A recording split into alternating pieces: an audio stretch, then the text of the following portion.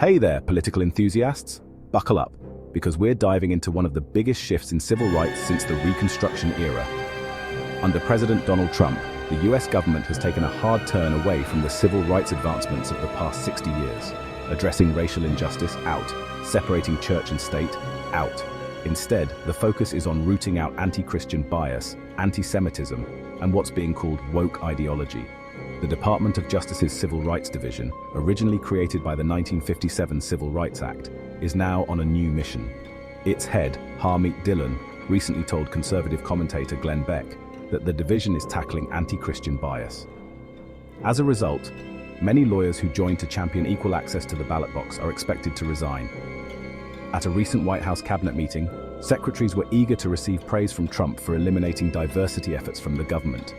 Agriculture Secretary Brooke Rollins proudly announced the cancellation of certain contracts at the USDA, while Transportation Secretary Sean Duffy boasted about defunding DEI policies. And it doesn't stop there. Office of Management and Budget Director Russell Vought told Trump about forgiving a discrimination settlement paid by a Chicago lender.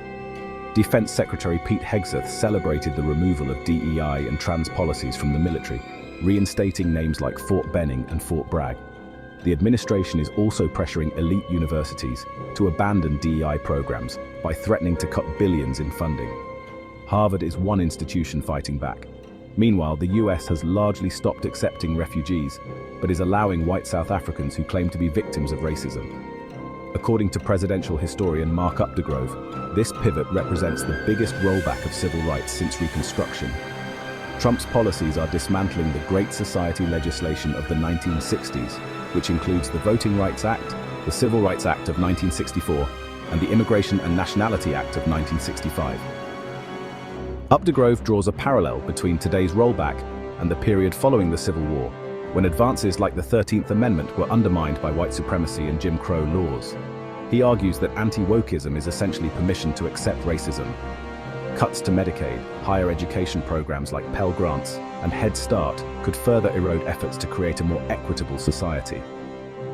Updegrove asserts that Trump's actions aim to dismantle the laws of the Great Society, which are foundational to modern America and its path to a plural democracy. While retreating from racial justice, Trump's administration is leaning into ending perceived anti-Christian bias. Attorney General Pam Bondi is leading a task force to eradicate this bias within the government. At the Supreme Court, justices are reconsidering the separation of church and state, potentially allowing taxpayer dollars to fund a Catholic charter school in Oklahoma. Trump declared at a prayer breakfast that he's bringing religion back to the